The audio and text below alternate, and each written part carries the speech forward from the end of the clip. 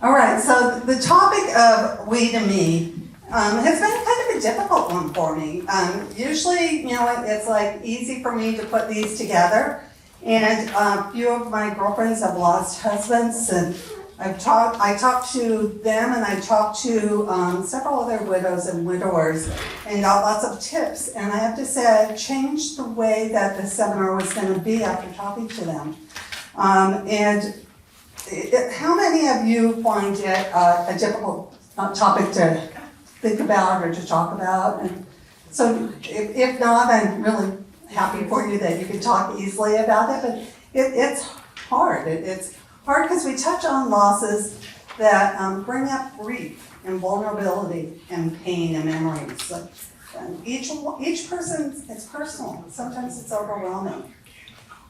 So people avoid thinking about it. A lot of times we put off planning for it and talking to people that, are loved ones. What did they want? I'm really lucky that I had that conversation with my mom before Alzheimer's hit. She is in the later stages of Alzheimer's, and no way that she would be able to have shared what she wanted to have. She wanted to have her ashes scattered at sea, and we worked with a company that will do that. But luckily we had that conversation. So we often avoid thinking about it, just because it is difficult. It's hard to talk about, it's hard to think about, and it involves financial and legal complexities. And so those are not always easy to bring up with your spouse, or it's like, am I going to be able to afford the house, when you're gone, or when I'm gone? These are conversations, if you have them now, will make it that much easier later. I have a dear friend whose wife had cancer, and they were living they had a home with a lot of equity in it, like many of us do, but they were living basically on their Social Security. And when I went to visit when she was in her bed in the living room dying, he said, "Christy, we're going to need to sell the house as soon as she's gone. I can't afford it, and I'm going to move to Texas." So he goes, "I've talked to her about it, and we know what we're going to do." So you often hear, don't sell your home right away. Take your time. But if you have that conversation and you look at your finances ahead of time, it can help. One of the big ones is that it's both emotional and financial. And this is one of the things that kept coming up when I was talking to widows and widowers, is that the two big things were addressing these issues. So after talking to them and getting the tips, I decided that's what I'm going to do, is have someone here to talk about the grief and about the pain, but also someone to talk about the finances before and after. And so we're going to take time today. I'm going to share with you, first of all, tips that I learned in talking to people. People gave me sheets, and I combine them, and you'll find them in your package there. There's a white sheet of paper that at the top says, "From we to me, wisdom from those who've lived it." So that's got the information. I didn't share it up on the screen, but after I've done those tips, I'm going to invite Patrick, who is a grief educator, to talk, and then in between, okay, this is fun. There's a few people in here that after the last seminar came up and said, "Christy, we've been coming to your seminars for a while now, and you're constantly saying, you gotta get up and move. You gotta move, and you have us sitting here for an hour and a half." So I took it to heart. Yeah. I get to get up and move, you don't. So kind of halfway in between, Chris, who used to be my fitness trainer during COVID, is going to come up and have us stretch a little bit. Also, if you did not get a raffle ticket, I'm going to have Kathy come in and get that, because we're going to be raffling off some books. So anyway, and then we'll have Christy come up. Okay, so on to the handout. So communicate and plan together. So I just briefly spoke about that. Talk about it while your person's still with you. It could be your husband, wife, your spouse, your partner. Could be your parent, could be your sister, could be a good friend. You know, if they depend on you, take time to talk and talk openly about it. Talk about the end of life preferences. You know, don't be guessing. My father passed away kind of unexpectedly, and we didn't have a clue. And there was kind of some strain in my 4 other siblings of what he would want. He was a vet. He was over in Vietnam. He was in the Navy. And we think he may have had Agent Orange. We don't know for sure. Anyway, my family's Catholic, and half the family felt like they wanted the Catholic wedding and be buried, and others, he was very proud of being military. So we ended up doing both. You know, we did the service, and then we had him in his remains down in Point Loma. But it's a guess. We didn't know. So have these conversations. Talk about, you know, the stories that you might want to pass on to others. And keep in mind the family dynamics. So when I say family dynamics, one of the things I'm talking about is I have a wonderful sister who she helps me a lot with Mom. We work together on her, but we have a huge difference of opinion. And I'll tell you, when it came time when Dad died, it wasn't pretty. We actually got a trust or an attorney involved to say they want the family and kind of go through things. So don't do that. Don't have, you know, if you can take care of what you know are going to be family dynamics, resolve it beforehand. So number 2, financial and legal readiness. So review your finances together. One of the things I became aware of as I've been doing these seminars is I take care of a lot of our finances, and I just take care of them. If I died, Rick wouldn't have a clue where everything is on my computer. I have passwords bound, and you know, so I've been now collecting those things, making a document, putting it in a good hiding place. And the second topic on here is about credit cards. So here's something I didn't know that I learned and are correcting right now. So I'm the one that applied for the credit cards in my name and got a credit card under me, but I just assumed if I was gone, he would have that credit card. Guess what? No, he's not getting any kind of credit worthiness because I'm getting it all. So now we're getting him credit cards on his own that will be his, because there's a good chance I will be the first one to go. Who knows? And, you know, so it's like, start putting that plan in place. Get your ducks in a row. Know what's out there. I heard maybe this is just things I've heard. It's not factual. So you may want to call your credit card company and ask, you know, if I pass first, will this credit card be valid for my husband to use to pay for things when I'm gone? So check those things out. Okay, safe deposit box. Here's an interesting one. Yeah, safe deposit boxes are great, but don't put all your passwords there. Guess what? If you're the only one on that name of that, who's going to be able to get into that safe deposit box, and how long is it going to take, and what's it going to take? It's not an easy situation. So either make sure you're both on it or somebody's on it with you, or don't put all the things that, like your advance directive or your passwords in that. You know, organize all your documents. We'll be talking about this later, but that's part of the raffle, is to share with you a way to organize. And here's an interesting one, Social Security benefits. Did you know that Social Security will pay a one-time fee death benefit of $255? I'm sure that's not going to pay for a funeral or anything, but it's a benefit not a lot of people know is out there. Okay, so I kind of slipped ahead. Digital assets. So one of the things we've heard about Bitcoin and things like that. If you don't have all the correct information to access that, guess what? There's a good chance you won't get it. So that's another one where it's really important to pass along. If you have any kind of cryptocurrency, make sure that those are well documented. Also that the fourth one, the health and medical directives.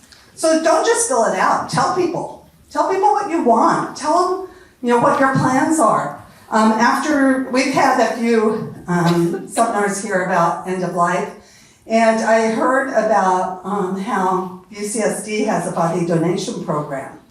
And so I decided to do that. My sister Sharon doesn't like the idea. She's the one, we're always different. So, but I made a point that I'm going to share that with everyone. That's my own personal taste. I'm not telling you to do that. But whatever you want, make sure everyone knows it. Even the people that aren't going to like it. Because it's better that they know what it is and be prepared for it. Excuse me? Yes. Did you say body donation? Body. Yeah, like instead of just your parts, your whole body. It's really easy to do. It is, there's a form that you fill out. So, okay, so we did that. Here's one tip that I didn't know. When someone dies at home, what do? All of a sudden you have someone that's passed, call 911. And I always heard that people find, other companies out there find out, that the person's died, and that's why your credit cards aren't working. Well, what happens is the medical examiner and the coroner, is that the way to pronounce it, informs the Social Security office, and then all the other agencies find out. So I'm not going to spend a lot of time with this. We have Patrick who's going to be coming up and talking. But one of the things that, a tip that I was given is don't rush. Take your time. Don't be pushed into things. Don't make a major life decision. Try to make those ahead of time if you can. And if people offer help, don't be like me. I would be like, no, I'm fine. We can take care of everything. So what I'm learning is say, yeah, I might need it. And so I'm going to go ahead and can I just write that down and maybe ask later for help. So there are lots of places out there, that you can go for support. And I'm going to end it here because I have people who know more than I do about this coming up. And Patrick, can I have you join me up here?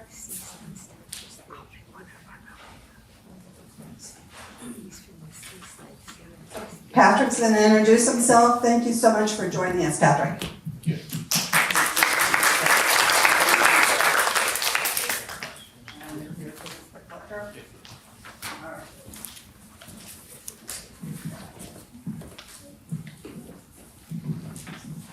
Good morning, everybody. Good morning. My name's Patrick, and a few things about me, and then I'll get into the talk. And the talk today, I'm going to be talking about grief, and I'm going to talk about it from an emotional aspect, from feelings, from spiritual, physical, what it is, the stages, a timeline of grief, and then towards the end, some steps of how to get through it, how to get through that, what we call the dark night of the soul, and come back out into the light, and come back into a healing. A few things about me.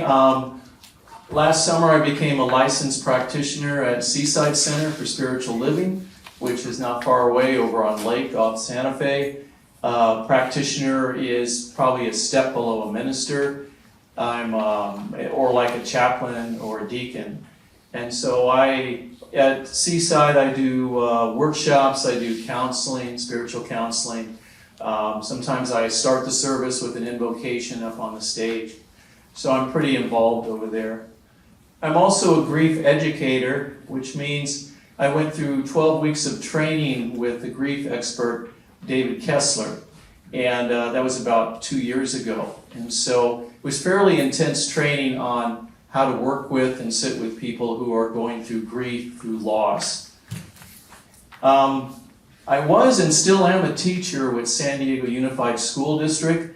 I tried to retire before the pandemic, and afterwards they just keep calling me, please, we need you gotta come back and sub and take this assignment. So I've kind of failed at retirement so far. I also, I'm a tutor. I work with high school kids, and so I tutor kids in literacy, reading and writing. I have a BA in psychology, multi-subject teaching credential, and a master's in education and teaching. So what I want to do first is give a little background of how I got involved in grief, and it has to do with my own history, my journey. So I'm going to go back to 2018. I'm living in Ocean Beach. I'm originally from Ocean Beach, lived there 30 plus years. An original Obetian, we were called down there. And in 2018, I had gone through a divorce. I was getting ready to retire. I needed a change. And I met Holly and fell in love. And she invited me to move in with her up here in Encinitas. So I left Ocean Beach, I moved up here, and we were living together. And things were great until they weren't. And December of 2019, January of 2020 is when things went downhill for Holly. And she began, in January, she got really sick. And our thought was that she may have got COVID super early. And it affected her mentally and physically, spiritually, and just in all ways. And so she began to decline very quickly.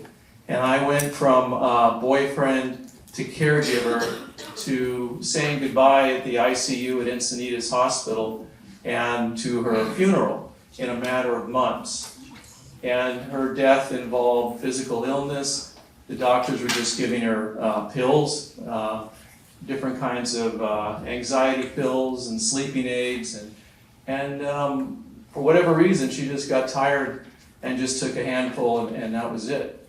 And so I had to deal with that. So and later on in the talk, I'm going to talk about my journey and how I dealt with that, because not only was I dealing with her loss, I was dealing with it happening in a pandemic. And so it's like everything that could be thrown at me was thrown at me. So let's talk about, well, what is grief? It's the anguish experienced after a significant loss. It includes a lot of things: physiological distress, anxiety, confusion, yearning, dwelling on the past, fear and apprehension of the future. Intense grief that we call trauma can become life-threatening to the immune system, self-neglect, and it can result in suicidal thoughts. And I remember I didn't know I was in trauma until my therapist on Zoom one day said, you're in trauma. And I said, I am? So I wasn't even aware of where I was at because I hadn't really looked into what grief was. I was just in the middle of it. It may also take the form of regret for something lost, something done, or sorrow. But what I like to think about is that grief is inevitable, the pain is inevitable, but the suffering can be optional, and there can be a way out of it. So, what are the stages of grief? This is from David Kessler, originally from Elizabeth Kubler-Ross. Note that these stages are not in this order. It's just a list of what people go through in different ways in different time frames. So there's denial.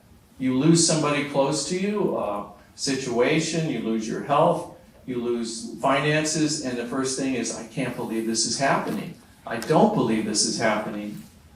There's anger, and I know I was really, really mad at God, at the world, when I had lost Holly. I just couldn't believe it, and I was really angry about it. There's bargaining. A lot of times you're there with God just before somebody's about ready to pass, and you're really ready to do anything if they stay on this earth, or maybe your health is declining and you want to stay on this earth, you're willing to bargain. There's depression, which is totally normal. When you've had a loss, you can go into a deep depression. And toward the end of this, then you reach the point of acceptance. Okay, it happened. I knew it happened. I know it's happened. I'm ready to start moving on. And then the last stage is making meaning out of it. And so an example is the organization MAD, the Mothers Against Drunk Drivers, and the woman who lost her child to a drunk driver decided to do something about it and created that organization. So that's has to do with meaning. For me, the meaning I made from what happened was I went on to become a practitioner and now work with people in grief. There's a timeline, it's very general. Anticipatory grief is the grief before the death. So you know that a loved one is going to die, maybe they're in hospice, and there's that grief knowing this person is going to be leaving soon. And you have that anxiety and that depression. There's acute grief, and that's when it just happened.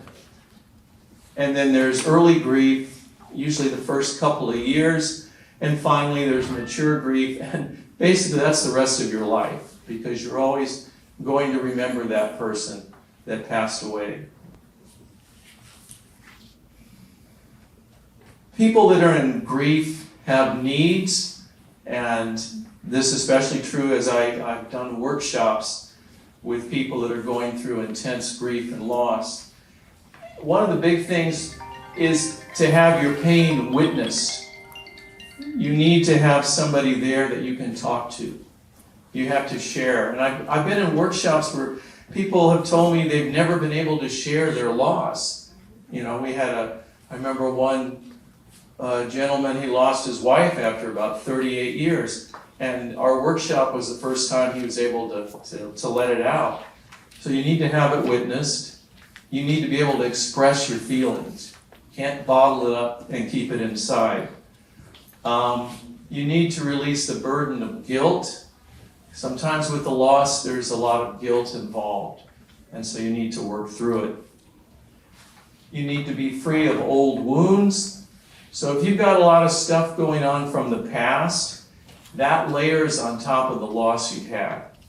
And now you're dealing with a loss plus everything, maybe all the way back to your childhood. Finally, you get to where you integrate the pain and the love, and that means that now you're remembering somebody more with love than with the pain of that loss. And again, a need is to find meaning. So you've had a terrible loss, and you reached a point where maybe I can move forward now. I've accepted it. Maybe I can do something about it, find meaning. So what are you feeling when you're in grief? Well, you're feeling shock. You're feeling disbelief, anxiety. You have grief over the loss, anger, frustration. You have something called grief brain. I never knew about grief brain.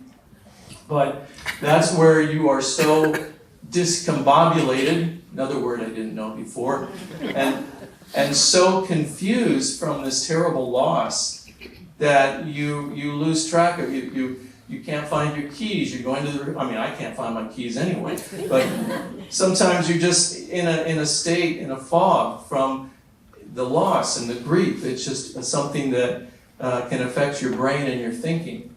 You're overwhelmed. You have guilt because you survived and that other person is gone. And then you have a lot of mixed feelings.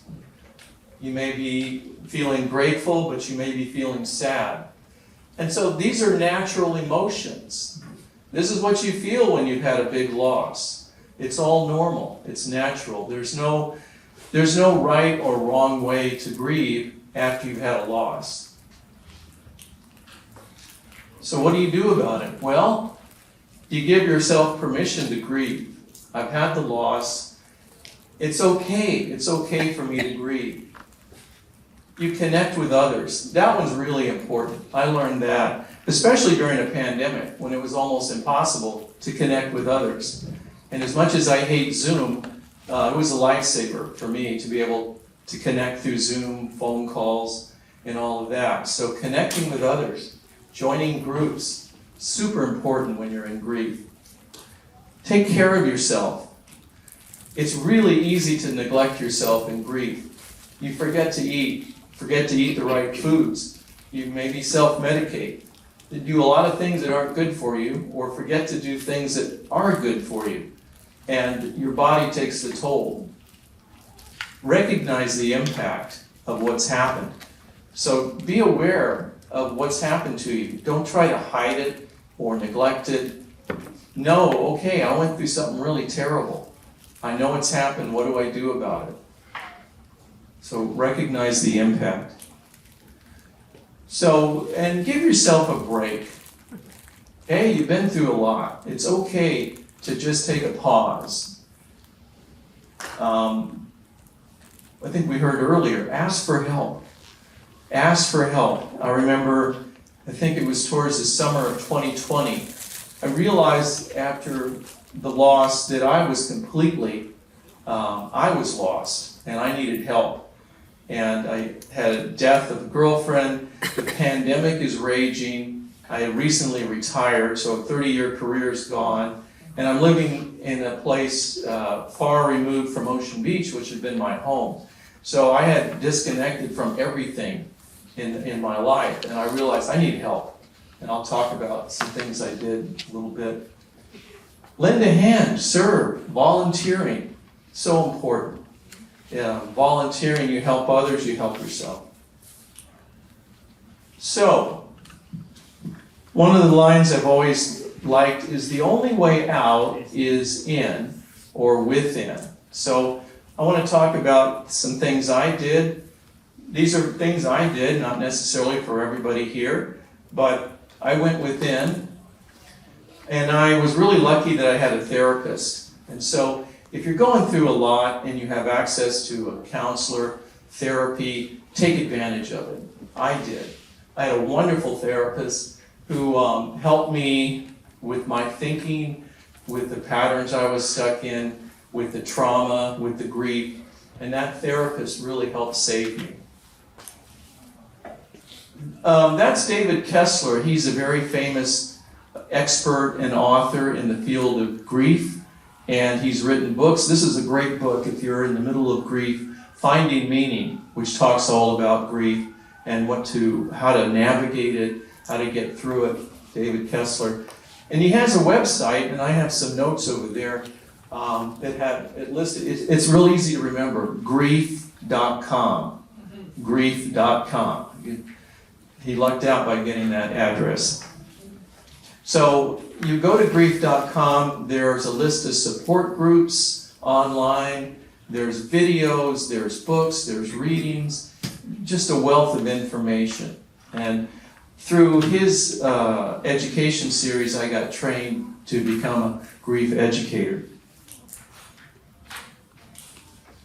I'm part of the Seaside Center for Spiritual Living, and I became a practitioner last summer, and that's me on the stage and our Reverend Christian Sorensen to the right. Our motto, change your thinking, change your life. And through Seaside, I started doing workshops for people that are going through grief with another member, Janice Hope, and we've done about 20 plus workshops helping people. So Seaside was a home for me that helped me heal. And I'm not saying go to Seaside, but if you are spiritual, I know some of us are, we're also agnostic, we're atheists, we're Christian, we're Muslim, we're Jewish, we're Hindu. You know, if you can get involved in something spiritual, maybe just a walk in nature or maybe meditating, so important. And speaking of that, I've been doing yoga and meditation for years. And during the pandemic and the time when I was lost, my yoga teacher, and that's her, Hilary LaPierre, she's actually a teacher at the YMCA, if you happen to go there. She had outdoor yoga during the pandemic. And man, that saved me, just being able, well, it was yoga with a mask outdoors, but it was really good. It was a saving. She's a musician, does kirtan, part of SRF, Self-Realization Fellowship. I'm sort of a part-time Buddhist. I was actually up at, there's a place called Deer Park Monastery. It's in Escondido. It's 400 acres. Beautiful, beautiful place. And it's a place of healing and quiet.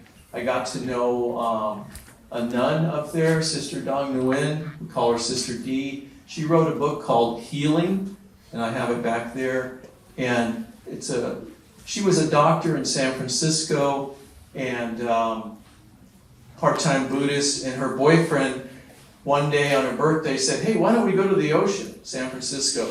It's your birthday, let's go swimming." And she was depressed about something, said no. He went, he drowned.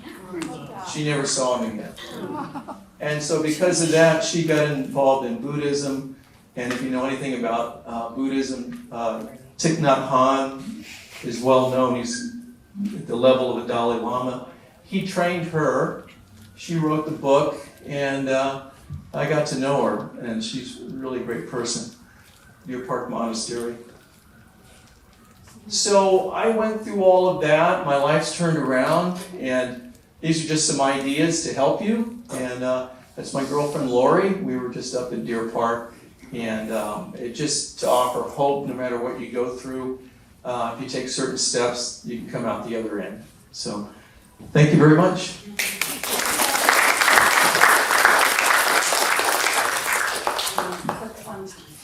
Great. Good morning. Good morning. What a great presentation from Patrick, and thank you, Christy. Really good information so far today. Losing, can you hear me okay? Okay. Losing a spouse is one of the most challenging transitions in life that we go through. And it can leave us feeling overwhelmed and unprepared. But there are a few things that we can do to help us be a little more prepared, and that's what I'm going to talk to you today about with regard to our estate plan. So I'm Christy Day. There we go, that's me.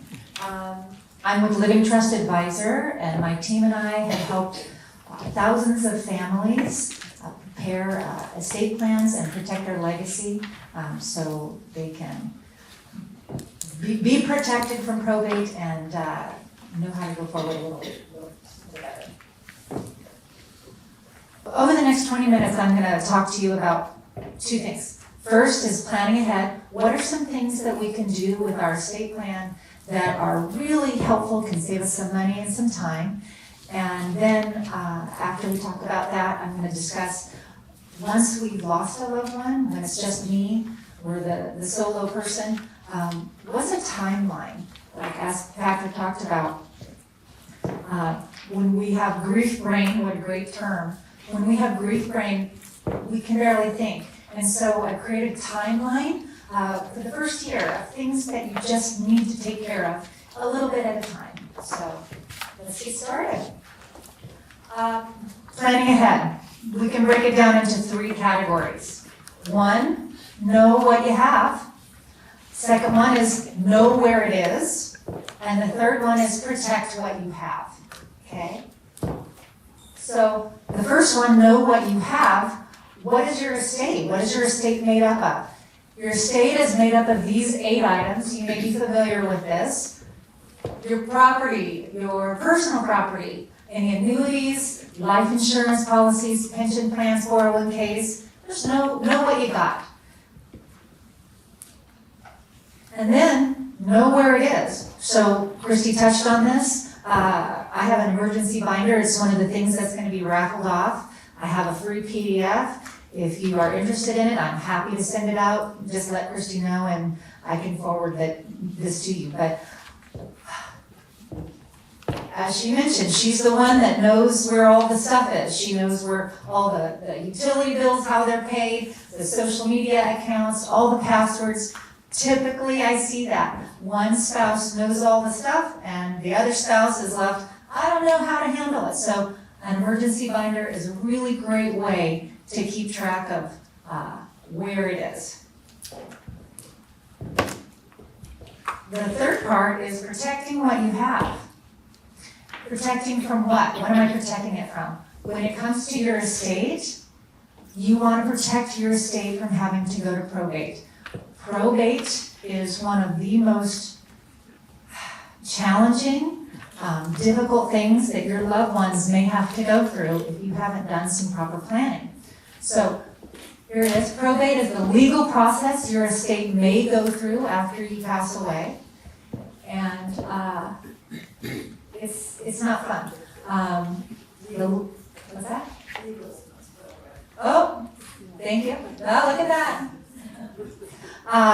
The living trust is a document that's been around for about 200 years, and it is the legal document that protects your estate from going to probate. Okay, so I think you guys have been familiar with maybe what this process is, but I'll keep it real quick. Probate generally costs about 5% of your gross assets. It takes about 1.5 years at a minimum to go through, and it's public. All of your information is public. Whereas if you have a living trust, there is no probate, no fees.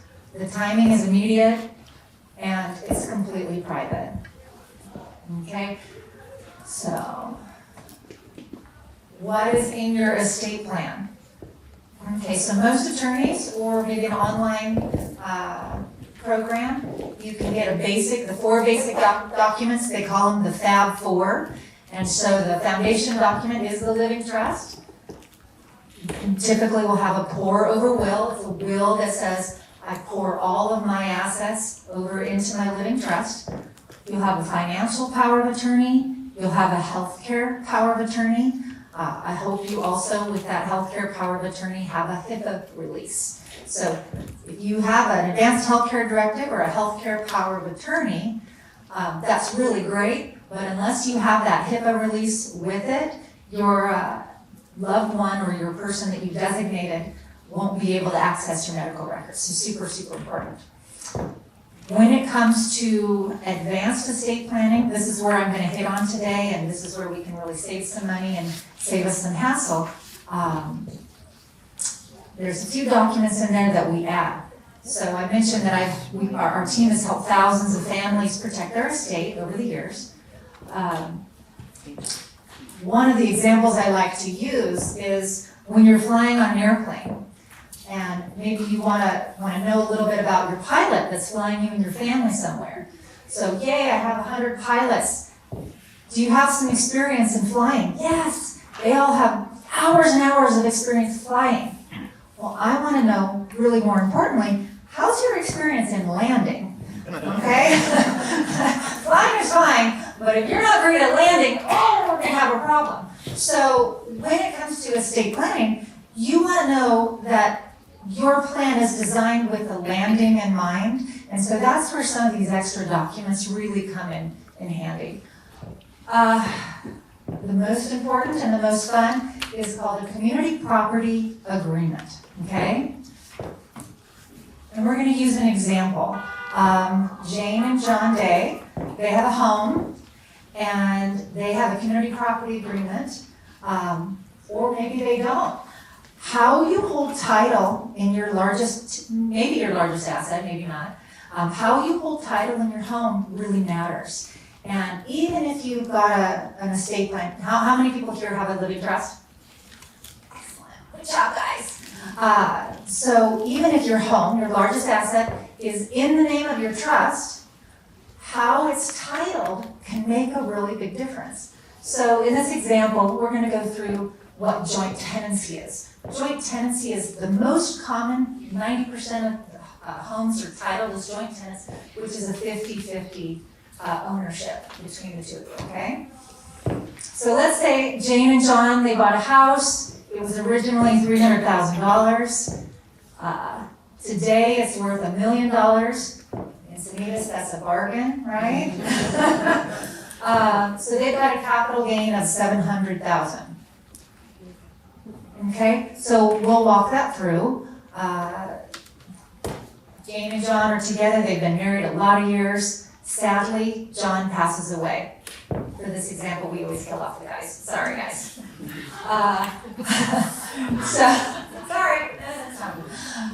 So joint tenancy, like I said, is a 50-50 ownership. you probably heard this phrase before. It's called a step up in basis or a date of death valuation. So when one of you passes away, you get that date of death valuation of your asset. Well, with joint tenancy, it's a 50-50. So their house is worth $1 million. Dawn gets a $500,000 stepped up in basis. So then Jane, she's got her original investment in the property, half of $300,000, so that's $150,000. And then, because she has lived in the home for 2 of the last 5 years, she gets a $250,000 deduction because the government's so nice. And so that means that they've got $100,000 in capital gain at a 20%, roughly, 20% capital gains tax. They've got a $20,000 liability when she needs to sell that house. Maybe she wants to, or maybe she's going to continue. So that's what it looks like with joint tenancy. Now, the same house, if they had a community property agreement and if their house was titled, Jane and John Doe, co-trustees of the Jane and John Doe Family Living Trust, as community property, then when John passes away, Jane gets the full step up in basis, or John gets the full step up, but it benefits Jane. So here we go, we've got $1 million asset, and now his step up in basis is $1 million. So there's 0 capital gains, and she still gets that $250,000 exclusion. So she can live in that house for quite a bit more, and then she wants to sell it, still doesn't have to make a decision right away before we have to consider capital gains. So that can be quite material, save you quite a bit of money. Now, not only does it apply to your home, your primary residence, maybe you guys, or maybe Jane and John have 3 or 4 different rental properties, okay? So with a rental property, you don't get the $250,000 exclusion, and oftentimes you're going to depreciate your rental properties, so you probably would have a much larger capital gain on a rental property with that community property agreement, full step up in basis, saves yourself a lot in capital gains. Same goes with your investment portfolios, right? So that's why we add that community property agreement into the estate plan, and saving you a lot of potential money. Okay, so the other document, one thing I do want to comment. If you don't know how your house is titled, Christy has really great connection to the title company. Get in touch with her. She said she'd be happy to find those documents and let you know. If you need help interpreting, let me know. I'm happy to help you with that. So the other document that I wanted to talk about is, it has to do with incapacitation planning. So oftentimes with our estate plan, we plan for death, but we don't necessarily have a plan in there for incapacity. And that, I'm living that with my parents right now. How do we plan for my dad who's going to have to go to skilled nursing? So we've got some things in place, and one of the documents that we have is called an intent to return.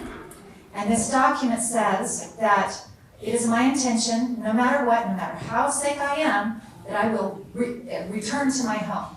I want to return to my home.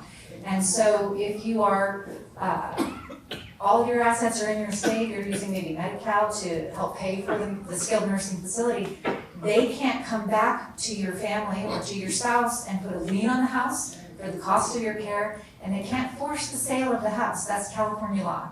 So very, very powerful document, little document, but very powerful.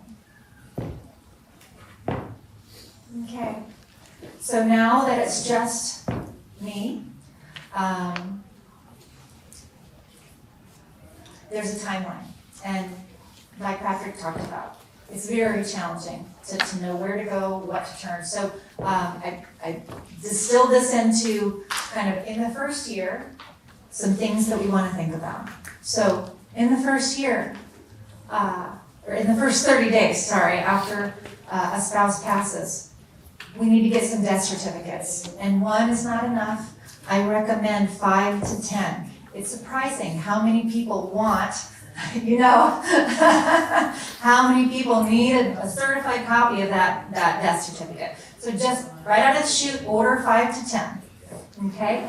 Can I recommend that you read your trust document? Go back, sit down, look at what the document says. Most times in a married trust, you're co-trustees, right? So if one trustee passes away, it rolls over to the other trustee. There's not a material change. Some trusts are different. And if one of the trustees passes away, the trust becomes irrevocable, then it's a different path and a different timeline. So reading that ahead of time, you'll know what to expect, okay? So that's real important. Read the document.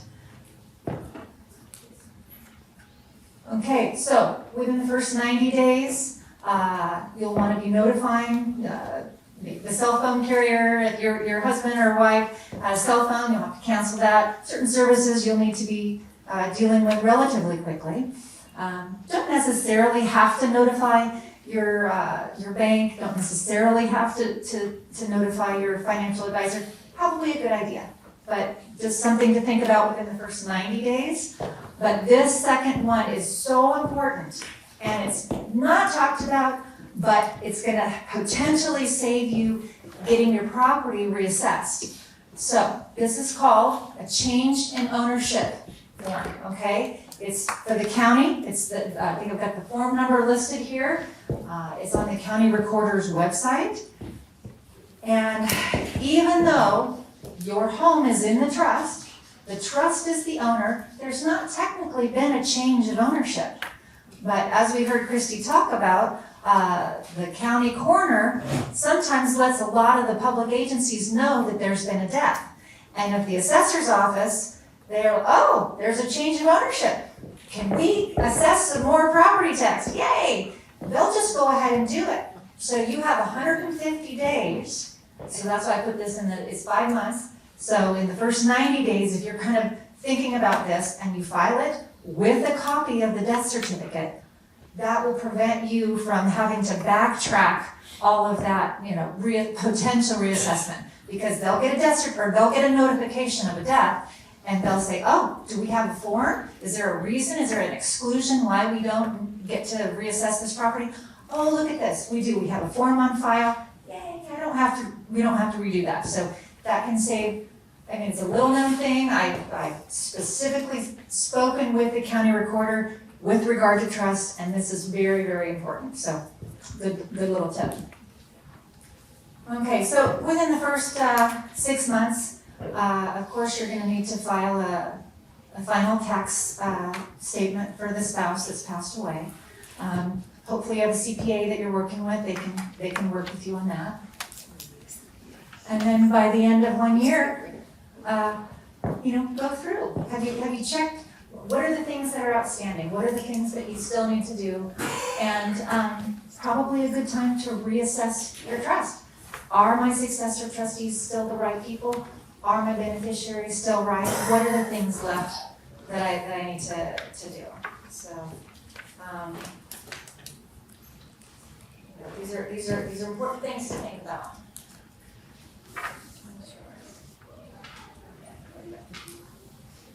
Okay. So thank you. That's kind of all. I'll keep it pretty short. So thank you for being here to discuss this topic, going from we to me today. And preparing your estate and planning for life's changes can be a very personal and emotional process, but it's one of the most thoughtful gifts that you can give to your surviving spouse and to your children. So hopefully you've learned a little something today. I'm going to answer some questions afterwards if you guys need. But hopefully you've learned something, maybe a tip on how to save some money, and if you ever have any questions, I'm happy to. So we're gonna do Q&A before that. I'm gonna have Chrissy pull some tickets, and we'll do the raffle. This is the binder, the PDF that Chrissy has, that she will give you for free. So we printed out one so you could see it, but feel free to take her up on that. On the yellow form, there's a place where you can check that you want her to connect with you and get that to you. So we'll do that one first, Christine. Okay. And let me grab the others. Fluffing the basket, fluffing the basket. Okay, here we go. Ticket number 446-045. Yay, we got a winner! Here's one that's called Peace of Mind Planner. That's nice. Okay. Our second ticket. 446-016. 016. Oh, you gotta be present to win. Oh, we got one, yay! Okay, this is fun. I'm always on the other end of that. I never get to pick, so. All right, so the next one, I'm dead, now what? Okay, 446-017. Ah! And the last one is called The Record. It's another binder, and she has a website and sells a PDF for the book.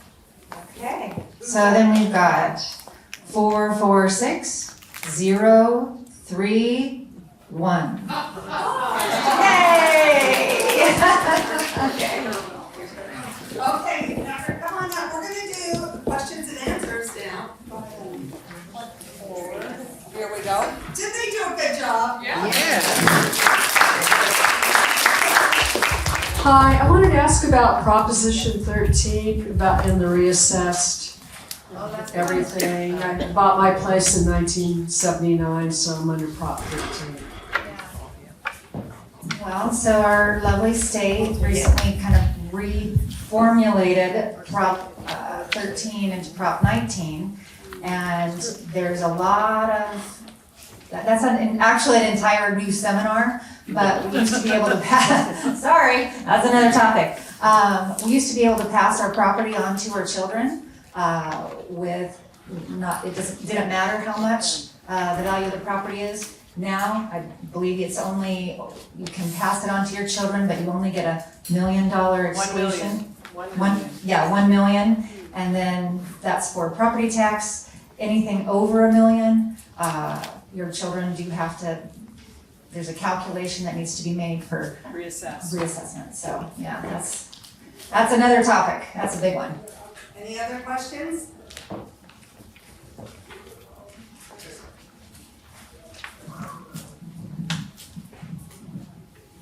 Hi, my name is Doreen, and my question is about the grief.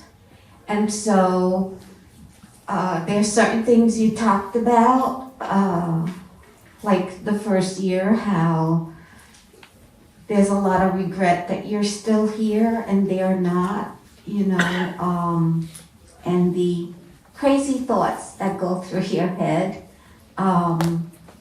It took me over 5 years, it's 6.5 years, to get back out and join the community. And I still don't feel comfortable. And when I say join the community, I moved here in 2022, so this too is new, and I retired, went through COVID alone, had a stroke. It just was crazy, and truthfully, I'm still not over it, but somebody invited me to the Carlsbad, senior center, and then I saw something there for this senior center, and so this is my starting of going out, but it's still not, it's still very difficult. I don't know, people in my family think that I've lost my mind, they don't understand.